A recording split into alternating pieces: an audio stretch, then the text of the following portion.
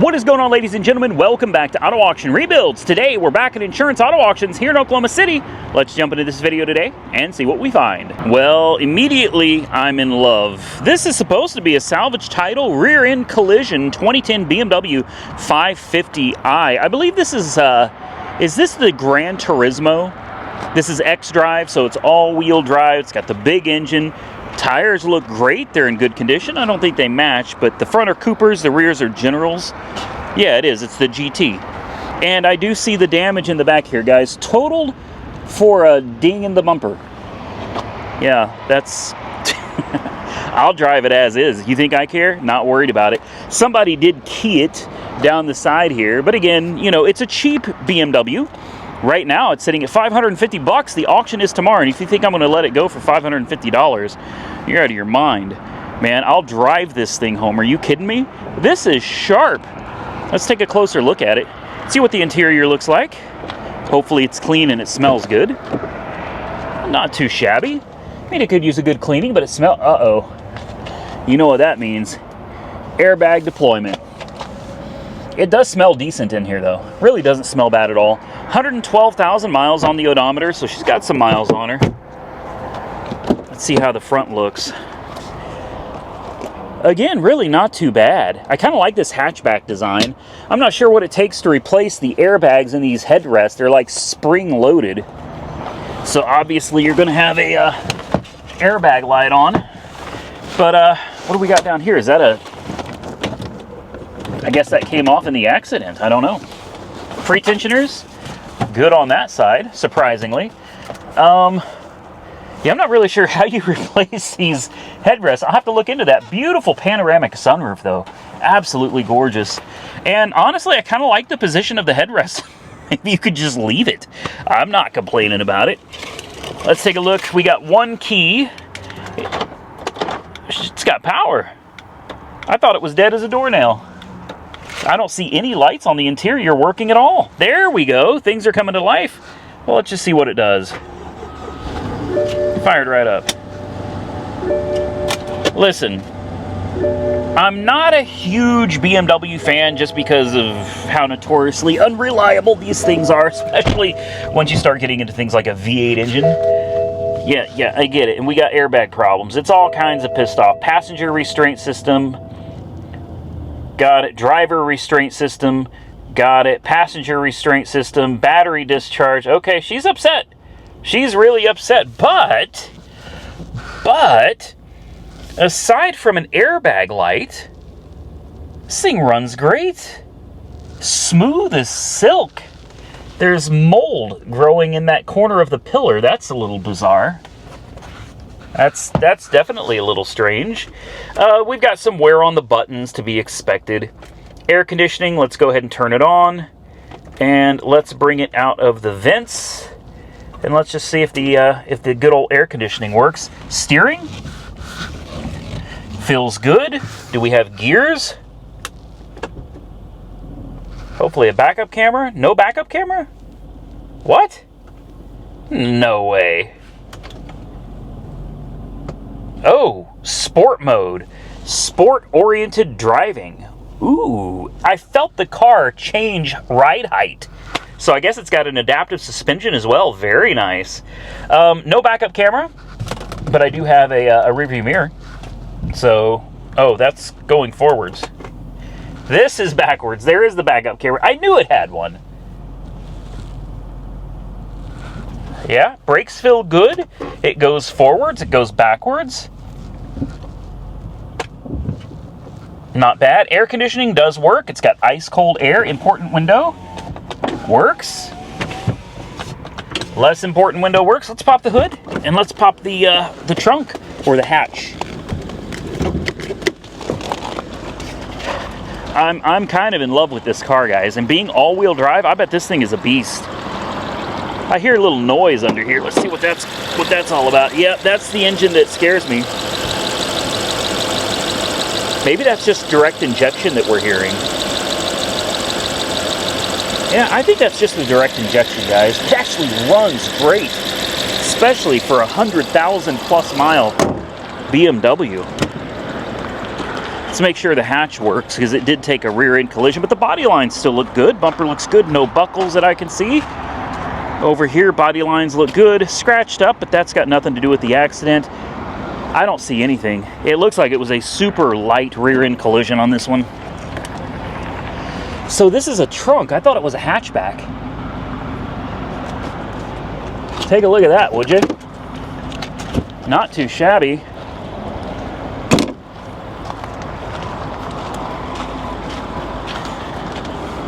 Let me just double check the seats, make sure they work. Power folding mirrors. I think somebody manually folded them in, and they're not happy about it. Let's go ahead and push this out back to where it belongs. There we go. And let's see if they'll fold in when I push the button. There we go. They both work. It runs like a top. Power seats. Yeah, up. Engine oil level below minimum. Is it possible this thing could be leaking oil? Can we check the oil? I think this is one of those that you have to do it from here. Vehicle status, tire pressure, oil level. There we go. I don't know if you can engine oil level below minimum. Please add 1 quart. So there it is. It's definitely below the full mark. So what I'm going to do is I'm going to back this thing up just a little bit, and we're going to look and see if we've got any oil leaking out of the front of the car. I'm going to go ahead and shut it off just as a safety precaution. We may have just dodged a bullet on this one, guys. Let's see. No. There's nothing leaking. Looks perfectly fine. No smoke. Let's climb underneath. No, there's nothing leaking under this car.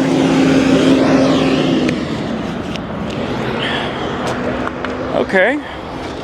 Sirius XM activated. Hey. So it needs a little bit of oil, probably burns it, you know, BMW things, twin turbo V8 things. Not too shabby, guys. I think we're going to go ahead and bid on this one. All right, I don't know how much to bid on this. I mean, it's a decent car. So what do you think? No, see, you got to be careful. I keep forgetting. You got to be careful how much you bid on these things when you're doing your pre-bids. Because if it only goes, let's say it only goes for $1,500, but you bid $3,000, they're going to up your bid to that $3,000, even though it stalled out at $1,500 or whatever. So we're just going to conservatively put $1,500. I do this kind of as a placeholder for myself. You know what I mean? This way I won't forget. I have now bid on it, and if somebody outbids me, and they already did, I'm going to get notified. Let's try it. We've already been outbid at $1,500. Let's try $2,000. Let's see what happens. We'll keep doing it until we start winning it. $1,525. There we go. $1,525 is the magic number. So maximum bid is $2,000. It's got to be worth well over this. It's probably a $10,000 car prior to the accident damage. I just want it. That's all I can say. I don't know why. I just want the car. So there it is. There it was. Let's move on to something else. So we moved on over to the truck side of things because about 120 of you commented and said you wanted to see more trucks. So I decided we'll come over here and take a look.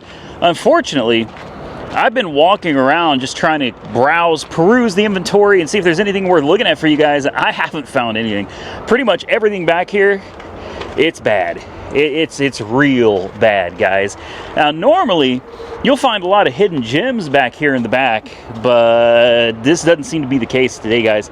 Oh, wait. Hold on. Wait a minute. What about this one? This is slick. Badlander. What is this, a 2023? 2022 Ram 1500 Badlander edition. Now this thing is slick. Question is, what is it doing here? Oh, hey, there's my truck. It still hadn't come up for sale, guys. I told you guys I was going to bid on it and hopefully buy it if it ever goes up for sale. Unfortunately, it's, as you can see, it's still sitting here. But, oh, I see what happened. This thing slid into a pole. Maybe they were doing some burnouts or some donuts. Ouch. So, needs a bed. I'm going to go out on a limb here and say that axle is bent. So you're probably going to need an axle, definitely going to need a bed, and you got this cab corner back here that is, you know, it's a little banged up. I think that's totally fixable though. A bed's no big deal. I mean, believe me when I tell you, beds aren't cheap, but it's not a big deal. The rear axle's not a huge deal either. It's probably not the axle tube. It's probably just the actual axle itself that got contorted and bent. I wonder if it still has the original rim. There is some damage up here that I didn't see. It's got a hole in it. But again, nothing too crazy. You're not going to drive this home. But this isn't in too bad a shape, guys. Let's take a look and see if the other wheel is back there. Yeah, it is. Did it survive? Let me take a quick look and see if this wheel is salvageable or if it's junk. It's tore up pretty good, but I think that wheel would be okay. Scratched up pretty good back here too. I mean, it's rough. It's definitely rough. Let's take a look at the interior. I don't think I've ever seen one of these by Badlander. It's got power, obviously. We opened the tailgate. Badlander embroidered on the back door, probably in the front seats as well. Smells used for as new as it is. My truck smells great. This truck does not. Let's see, does it say Badlander? Of course it does. Yep, Badlander in the seats. Basically, this is my truck. Mine is a 2023 Limited. This is a Bighorn. So this is a pretty low trim truck with a Badlander package attached to it. Sounds like it's got a nasty exhaust leak too. Service stability control. I have no doubt that wheel getting whacked has caused a lot of problems. I don't see any airbag lights. Traction control light, ABS light is on. The TPMS light is on. Obviously, those make perfect sense. 40,000 miles. Four-wheel drive is unavailable. Ouch. I'm assuming it's just a 5.7 Hemi. It's not bad. It's just... Nah. Oh, there we go. Okay. I was like, what is going on with that steering? I don't know what that button does. Probably for the light bar up front would be my guess. They added a power step package, and those power steps run through the OBD port. Yeah, it's not too bad. Honestly, though, this wouldn't be something for me because I already have one, and mine is way nicer. Plus, I have the e-torque. Yeah, so you've got your steps wired in, lights wired in. This is the module for those steps. Oh, well, I didn't mean to unplug it. Great, there we go. That should be the module for the power steps right there. Decent truck. I think this is an easy fix, guys, for sure, but definitely not for me. So why don't we continue? That's not too bad, though. We found one that wasn't too bad. Now take a look at this Denali over here. GMC Sierra Denali. It's got the multi-function tailgate, multiple cameras, beautiful truck. Duramax diesel, really? This must be the baby diesel. This must be the eco diesel. This thing looks great. What's wrong with it? Hold up. Here's another one. So we are getting into some of these decent ones, guys. I don't think this is a Denali. Just says it's a Sierra. And they've got it taped off for some reason. You can't open these doors. That's scary. That's really scary. This one also has the multifunction tailgate, SLT trim, hitting the back. So that's what's going on there. Probably frame damage. This thing wouldn't be here unless it had frame damage. But why did they take... Oh. Yeah. So that's what's going on with this one. Turns out we have seen this one before. Oh, that smell. Hopefully, this one's in a little bit better shape. It's got power. As much as I do like the Chevys, I still like the Rams better. I do. There's more room in the Rams as well. I don't know if you guys can see the difference or not between the one we just looked at and this. Look how close you are to the seats. And I know the front seats probably pushed back quite a ways, but I mean, there is more room in the Ram than there is in this Chevy. And remember, this is a Denali. I don't know what year it is, but it's got to be relatively new. 2021. All right, this is a Denali. Like, this is it, man. This thing is loaded to the gills, right? And for infotainment, you got this little bitty screen. And then, you know, all of these buttons, which I like. I like push buttons. I like having tactile push buttons, things that you can see, touch, and feel. I actually like buttons better than I like everything on a screen, but at the same time, if I had to pick between the tiny screen and a whole bunch of buttons, or a big screen, and I lose most of my buttons, I'm going to take the big screen, guys. I am. I'm going to take the big screen all day, every day. And on the Ram, you have the push buttons for heat and air conditioning and all that stuff. The buttons are on the sides, so there's still plenty of buttons to push. You got your four-wheel drive and your trailer modes and everything over here, headlights over here. I actually like the Ram better with the position of your 4x4 stuff. It's all over here. It makes more sense over here. It's a nice truck. I'm not dissing the truck at all. I like it. I'm not sure about the baby diesel, the eco diesel. I'm not quite sure about that. How do you turn this down? There we go. There we go. Trailer brake controller. I mean, this thing's got everything, guys. It's really nice. I just think for the model year of this, I think this tiny screen it's kind of a shame. Engine power is reduced. 63,000 miles on the odometer, and the engine power is reduced. Service ESC. All right, well, there you go. 63,000 miles, and the Eco Diesel obviously has something very, very wrong with it.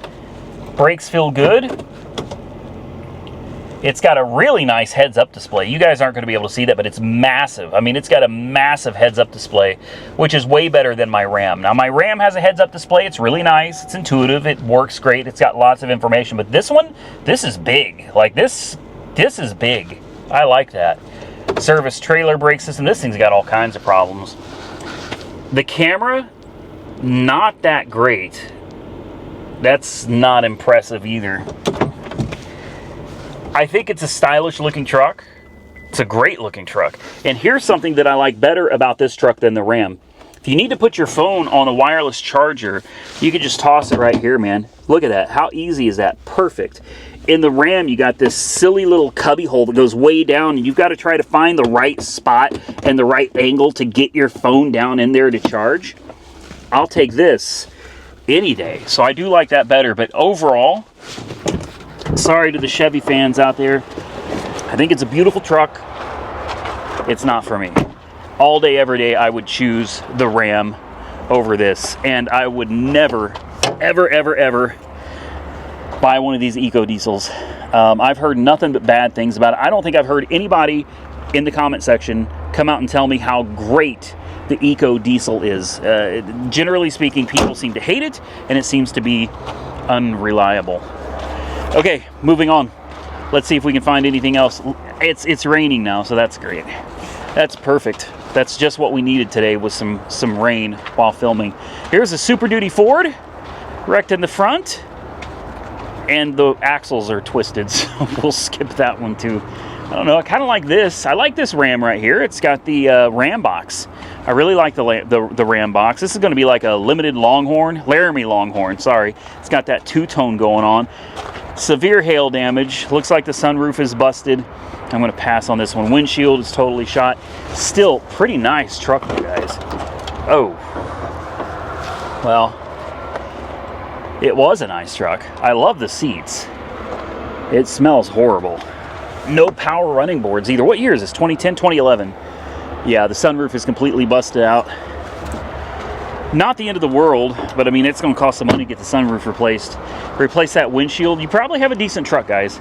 It's even got the, what do they call this? The bed organizer in the back, where you can move things around and straps and everything. Very nice. It's got the power back window. She's loaded up pretty good, guys. That's really not a bad truck. If you just need a beater with a heater, that one right there would check all the boxes for me. More Rams. I don't know what this one is. 2,500, 3,500. Oh, it's a dually. I didn't even see that. It's a dually. And this is what I'm talking about with the phone, guys. This is what aggravates me about the Rams. So you take your phone. This one does not have wireless charging, but if it did, all right, you got to take your phone and slide it down in here, and then you got to find just the right spot, because if you don't get it just right, the light's not going to come on, or it's going to turn red, and you got to sit there and fiddle. It's very painful, not fun at all. That's the only reason I wanted to show you that, so you could see the difference between the Chevy and the Dodge. I prefer the Chevy all day, every day. We're gonna run out of trucks, guys. I'm not seeing too much else over here, and I know there's a whole line of them over there. I think those are all off limits. I think this is where the trucks end. So I guess we're gonna go back over there and take a look at the cars. So let's kind of wander around through here and see what we can find, guys. And if you see anything that you want to see that I've missed, leave a comment below and do a timestamp and tell me what it was you were looking for. And I'll do my best the next time I'm out here to check them out for you. Now, here's the thing. I don't make it out here every single week anymore. I find that it gets rather repetitive, and the inventory is, a lot of it's the same. So sometimes I don't get out here every week. I like to mix it up a little bit. I kind of like this Ranger. Oh, we already saw this one. So just because you timestamp it doesn't mean that it's going to be here when I come out here for the next video, okay? So I'll do my best, but it doesn't always work out. So far, I'm not really seeing anything that I'd be all that interested in. Is that one of those Azeras? No, that's a Lincoln. That's a Continental. I can't believe I just compared that to a Hyundai. I should edit that out, but I'm not going to. We're just going to keep walking and pretend that that didn't happen. Getting close to the end of this row. Oh, I like that high country. Man, now this is the new Chevy, okay? And I know there's going to be a lot of people in the comment section telling me how much better the new Chevys are. And I'm going to agree with you 100%. This is a perfect example right here. My issue with Chevy, and this is, oh, you know what? It ain't any better. This is no better. This is older. It's a 2019. I thought this was newer. Never mind. I do believe the newer ones have much nicer displays. I think the instrument cluster is all digital as well. I think the newer ones are a lot nicer. I thought this was a little bit newer than it is. But even if Chevy had better technology than the Ram, better screens, better cameras, it could have all of that, I would still avoid them like the plague. And I'll bet none of you can figure out why. I'm going to give you a clue, a hint. That's the reason why right there. And it's not that the 6.2 is a bad engine. Obviously, everybody LS swaps everything. The reason is the displacement on demand, the active fuel management. It's horrible. And it's not just Chevy, all right? I'll be the first to accept and admit that publicly. It's not just Chevy that has problems with their displacement on demand. Ram, Dodge, whatever you want to call them, they've had plenty of issues of their own. They were dropping valves and valve seats and destroying engines. I think they've pretty well gotten over that, though. I haven't seen or heard anything lately about massive problems with the Ram brand, their pickup trucks or cars dropping valves or falling apart. But the 6.2, it's just flawed. It's fatally flawed. If you're going to get one, you might as well find one that somebody already did the DOD delete on. And that's it. Now, it's personal preference. It's my opinion. That don't get offended. Don't get mad. That's just my opinion. You may love Chevy. You may have had every Chevy for the last 20 years, and every one of them had displacement on demand, and you've never had a problem, and that is great for you. That's perfect for you. I'm happy for you. But personal preference, guys. That's what it comes down to. I prefer my Ram. All right. Continuing down the aisle, let's see if we can find anything else over here. I see a Lexus. You guys know I do like Lexus. We never buy them. One of these days we're going to find one that's decent. I got a feeling this one's going to be smashed.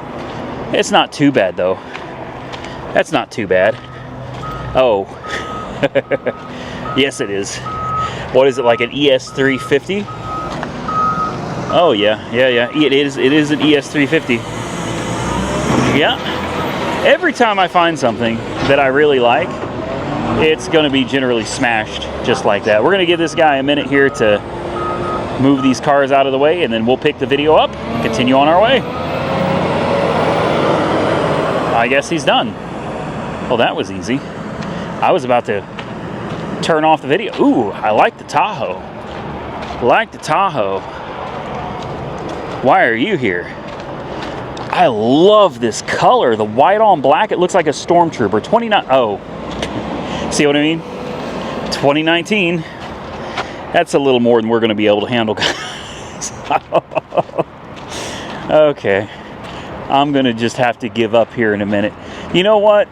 I think we're probably approaching the end of the video anyway. So we may just close this out and call it a day, because it is really starting to rain. I know it was a relatively short video. I mean, it's close to 30 minutes, but I hope you enjoyed it anyway. If you did, hit the thumbs up button and let me know. Consider subscribing to the channel. If you haven't already subscribed, be sure to drop your comments down below. And until next time, stay safe out there, everybody. I look forward to seeing you all again very soon in the next one.